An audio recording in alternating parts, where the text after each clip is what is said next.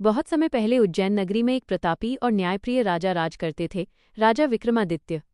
वे अपनी बुद्धिमानी, साहस और सच्चाई के लिए पूरे आर्यावर्त में प्रसिद्ध थे। उनकी सभा में विद्वान, कवि और वीर योद्धा शामिल थे। कहा जाता है कि उनके दरबार में कालिदास जैसे महान कवि भी थे। एक दिन दरबार में खबर आई कि जंगल के रास्ते से गुजरने वाले यात्रियों को कोई रहस्यमयी शक्ति डराती है।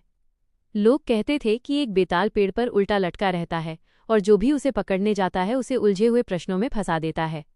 राजा विक्रमादित्य ने निश्चय किया कि वे स्वयं इस रहस्य का समाधान करेंगे। आधी रात को वे तलवार लेकर घने जंगल की ओर चल पड़े। चांदनी रात थी, चारों ओर सन्नाटा पसरा था। अचानक उन्हें एक पेड़ से उल्टा लटका हुआ बेताल दिखाई दिया। राजा ने साहस के साथ बेताल को कंधे पर उठाया और चल पड़े। तभी बेताल हंस पड़ा और बोला, राजन, मैं तुम्हें एक कहानी सुनाऊंगा। यदि तुम्हें उत्तर पता हो और फिर भी चुप रहो तो तुम्हारा सिर फट जाएगा, और यदि बोलोगे तो मैं फिर पेड़ पर लौट जाऊंगा।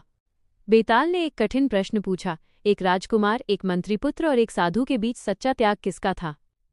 राजा ने ध्यान से कहानी सुनी और तुरंत उत्तर दे दिया, सच्चा त्याग उस व्यक्ति का था जिसने बिना किसी स्वार्थ के दूसरों की भलाई की। इतना कहते ही बेताल फिर से पेड़ पर जा लटका। लेकिन राजा हार मानने वालों में से नहीं थे। वे बार बार बेताल को पकड़ते और हर बार उसके प्रश्नों का सही उत्तर देते। अंत में बेताल उनकी बुद्धिमानी और धैर्य से प्रसन्न हुआ। उसने बताया कि एक तांत्रिक राजा को धोखे से बलि चढ़ाना चाहता है। राजा विक्रमादित्य ने चतुराई से तांत्रिक की चाल को नाकाम किया और राज्य को संकट से बचा लिया। उनकी वीरता और न्यायप्रियता की ख्याति और भी बढ़ गई। इस तरह राजा विक्रमादित्य ने हमें सिखाया कि सच्चा शासक वही है जो साहसी, बुद्धिमान और धर्म का पालन करने वाला हो।